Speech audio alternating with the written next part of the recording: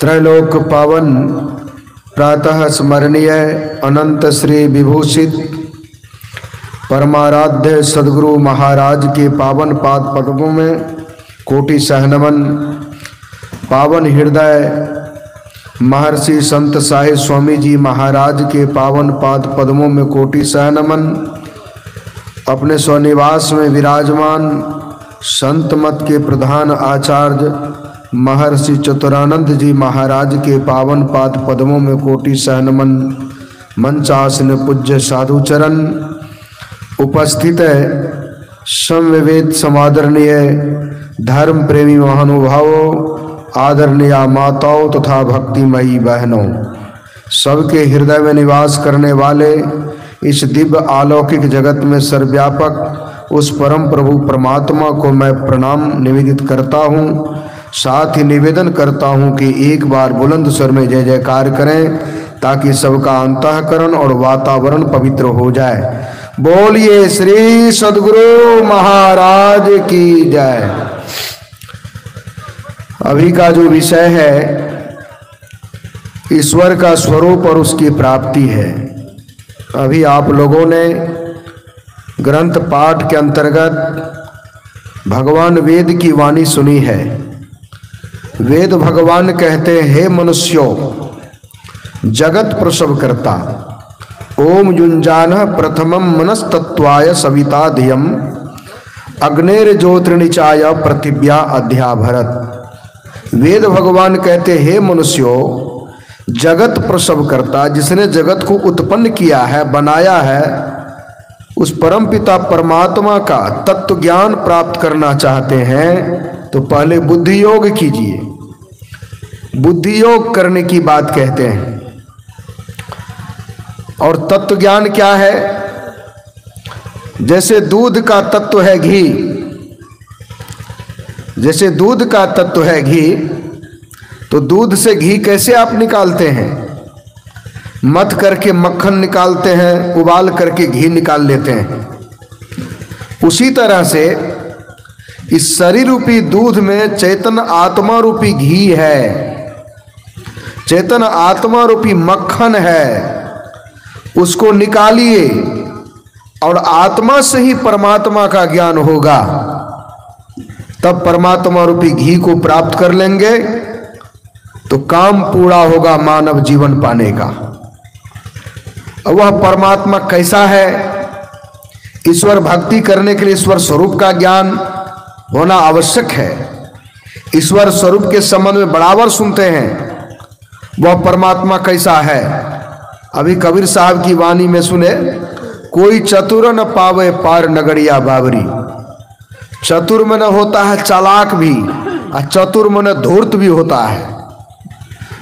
कबीर साहब कहते हैं, किसी धूर्त व्यक्ति से, छल कपट प्रपंच में युक्त व्यक्ति से भजन नहीं हो सकता है।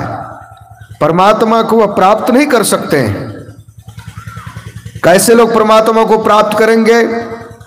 जिनके अंदर में छल कपट प्रपंच नहीं है, काम क्रोध लोभ मोह मद मात्सर्य छह विकारों से अपने आप को ऊपर उठा लिए हैं। ऐसे व्यक्ति ही भक्ति में आगे बढ़ सकेंगे, वही परम तत्व परमात्मा का ज्ञान प्राप्त कर सकते हैं। इसके लिए ईश्वर के स्वरूप के संबंध में देखिए, वाल्मीकि ऋषि के आश्रम में भगवान राम का पदार्पण हुआ। भगवान राम विदा होने से पूर्व वाल्मीकि ऋषि से प्रश्न करते हैं, कोई जगह बताइए जहां मैं सब चीज की सुविधा हो, फल फूल पानी की सुविधा हो, जहां मैं 14 वर्षों तक निवास कर सकूं। वाल्मीकि ऋषि तत्वज्ञानी महापुरुष थे। वे क्या कहते हैं, पूछे हूं मोहि की रहा हूं कहां, मैं पूछत सक चाऊं, जहां न हो ही तहां देहु कहीं, तो ही दिखावा उठाऊं। अब देखिए, हे राम, आप कहां नहीं हैं, वह जगह हमको बता दीजिए, मैं आपको रहने की जगह बता देता हूं। वाल्मीकि ऋषि ने क्या कहा भगवान राम से, सो सुनिए। राम स्वरूप तुम्हार वचन अगोचर बुद्धि पर, अविगत अकथ अपार नेति नेति नित निगम कह। कहते हैं अंत नहीं ऐसा कहा, वेद में अंत नहीं। हे राम तुम्हारा स्वरूप क्या है? वचन से कहने में आने योग्य नहीं, अगोचर इंद्रियों के ज्ञान में आने योग्य नहीं, इस आंख के देखने में आने योग्य नहीं, बुद्धि के पकड़ में आने योग्य नहीं, विचार में आने योग्य नहीं। वचन अगोचर बुद्धि पर अविगत, वह परमात्मा कहीं चलते फिरते भी नहीं है, कहीं जाते आते भी नहीं है। अकथ, वर्णन में आने वाले नहीं, वाणी का विषय नहीं। अपार, जिसकी कोई सीमा नहीं है, जिसकी कोई सीमा नहीं है, ऐसे परमात्मा को हमारे परमाराध्य गुरु महाराज कहते हैं प्रभु अकथ अनाम है स्वामी गोगुण प्रकृति पड़े। वह परमात्मा अकथ है, अनामी है, कोई नाम रूप नहीं। अकथ अनाम है स्वामी गोगुण, सबके स्वामी, सबके मालिक है वे। गोगुण, गो मन इंद्रियां, गुण मन इंद्रियों के ज्ञान में आने योग्य नहीं। प्रकृति परे, या प्रकृति पार प्रभु सब उर्वासी ब्रह्म निरी विरज अविनाशी। भगवान राम ने तारा को देखा, भगवान राम रोते हुए पति के मरे हुए शरीर से चिपक कर लिपट कर रो रही थी। भगवान राम ने तारा को तत्व का ज्ञान दिया है। कहा तारा तुम क्यों रोती हो? कहा मेरा पति मारा गया। कहा जो तुम्हारा पति था वो तो अभी भी है, शरीर ने तुम्हारा पति था वो तो अभी भी है। कहा इसमें जो था वह नहीं है। भगवान राम ने क्या कहा? क्षितिजल पावक गगन समीरा, पंच रचित या अधम शरीरा, सोई तन तब आगे सोवा, जीव नित तुम के ही लगी रोबा। वह जीव तो नित्य है, अविनाशी है, तुम किसके लिए रोती हो? उसका नाश नहीं होता है। वह जो आत्मा है, जिस आत्मा के संबंध में भगवान कृष्ण ने कहा अर्जुन से गीता में, नैनंग छिंदन्ति सहस्त्राणि नैनंग दहति पावका ना चैनंग क्लेदयन्ति पुरुषो सती मारुता। हे अर्जुन, वह आत्मा जो है अजर अमर अविनाशी है, तुम शोक क्यों करते हो? उसका नाश नहीं होता है, उसे शस्त्र काट नहीं सकती, आग जला नहीं सकती, हवा उसे सुखा नहीं सकती है, पानी उसे गीला नहीं कर सकता है। वह अजर अमर अविनाशी तत्व है, फिर शोक क्यों करते हो? कबीर साहब भी यही बात कहते हैं। वह परमात्मा जो कैसा है? का जो दिसे सो तो है नहीं, है सो कहा न जाई। जो है वह कहने में आता नहीं है, और जो देखते हैं वह परमात्मा है नहीं, सब माया ही माया है। ऐसे परमात्मा को कैसे जानेंगे? इसको विचारिए। जैसे आप देखिए, जानने के लिए एक दीवाल घड़ी है, एक टेबल घड़ी है, एक हाथ की घड़ी है, तीनों घड़ी ही है। लेकिन जिस यंत्र से आप दीवाल घड़ी के कलपुर्जों को खोल लेंगे, पकड़ लेंगे, टेबल घड़ी के कलपुर्जों को खोल लेंगे, पकड़ लेंगे, उस यंत्र से आप हाथ की घड़ी के कलपुर्जों को न खोल सकेंगे न पकड़ सकेंगे, क्योंकि हाथ का घड़ी का कलपुर्जा बारीक होता है और दीवाल घड़ी का कलपुर्जा, टेबल घड़ी का कलपुर्जा मोटा होता है, इसलिए मोटे मोटे यंत्र के पकड़ में आता है। और हाथ की घड़ी का कलपुर्जा जो है वो महीन यंत्र के पकड़ में आता है।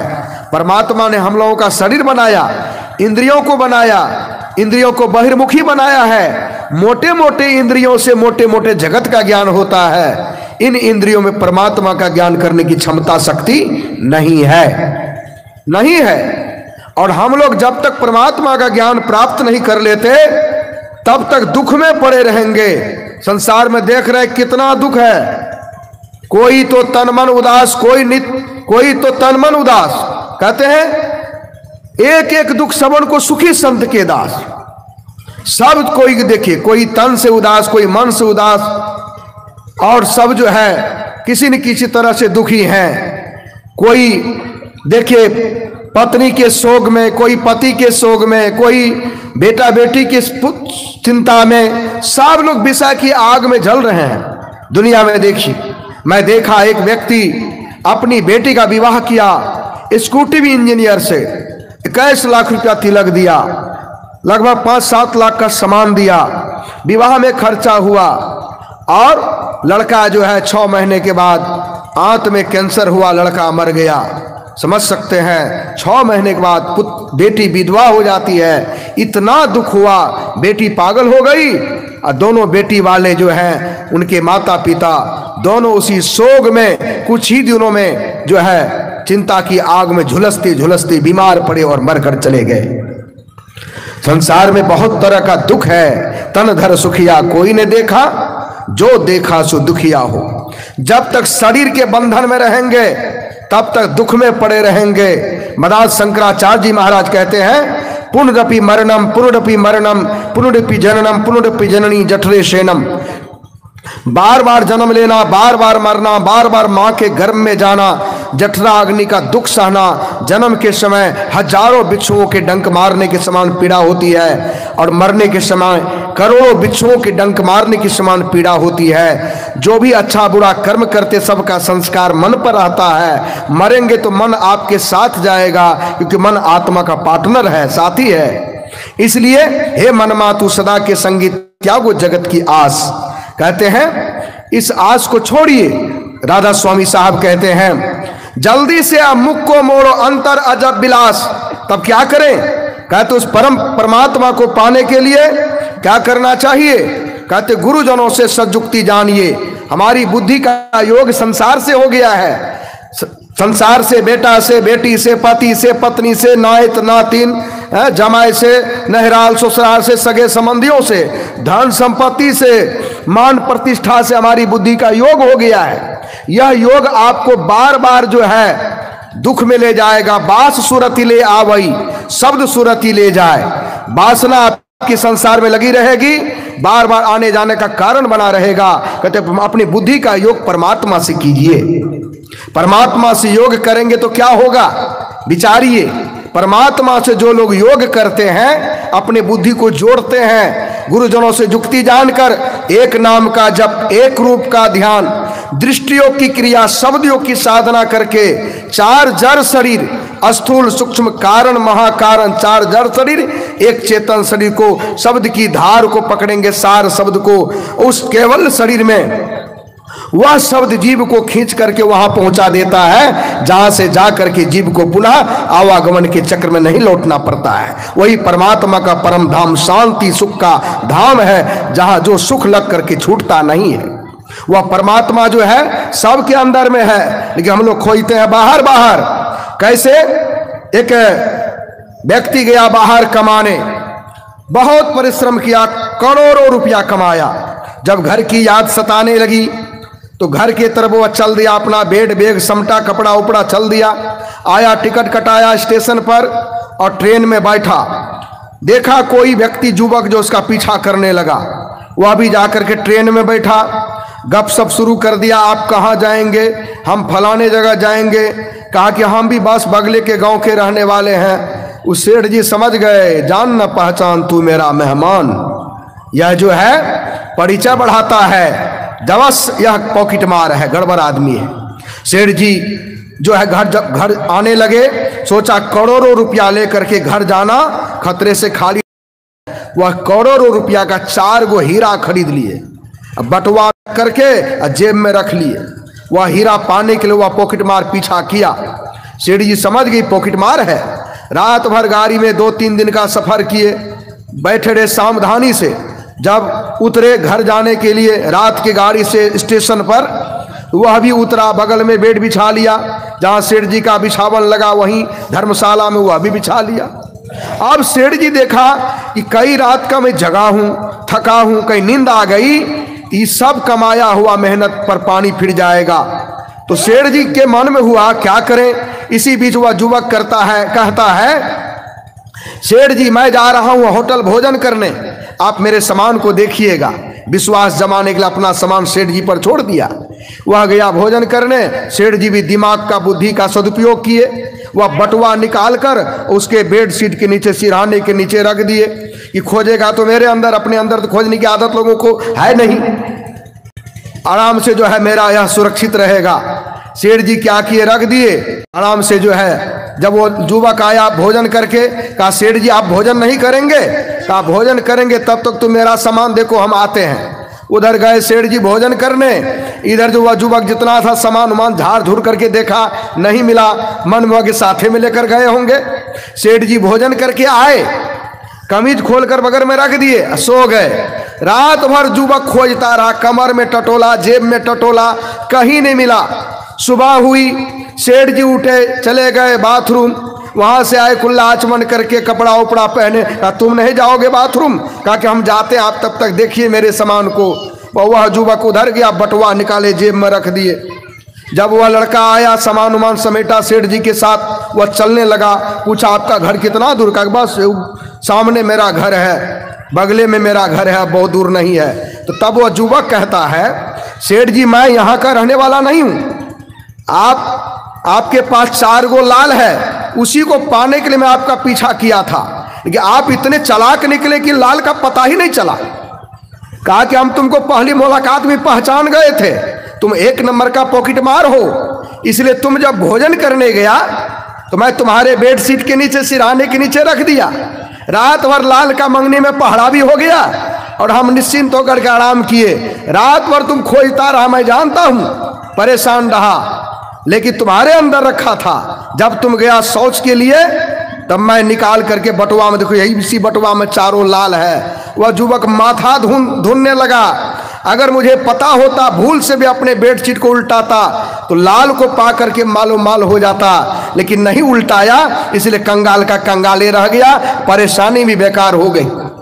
उसी तरह परमात्मा रूपी लाल सबके अंदर में है। गुरु से सद्युक्ति जान करके खोजिए, बिना गुरु की कृपा पाए नहीं जीवन उधारा है। खोज करके कबीर साहब कहते, लाल लाल सब कोई कहे, सबकी गांठी लाल, गांठी खोल के परखे नाही, तासो भयो कंगाल।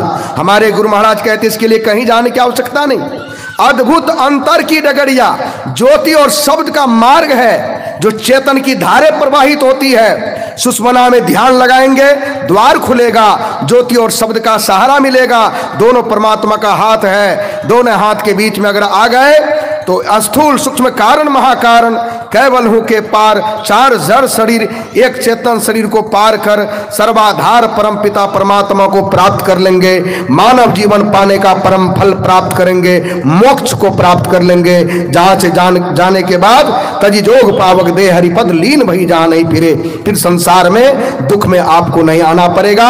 इसके लिए पाप कर्मों से अपने आप को बचाइए, पवित्रता में रहिए। घर में जाकर के माता बहनों को चाहिए सास ससुर की सेवा करें। हर एक पुरुष को चाहिए अपने माता पिता की सेवा करते हुए गुरु के वचन को जीवन में उतारे। आपका इहलोक परलोक सब सुखमय होगा। बोलिए श्री सद्गुरु महाराज की जय।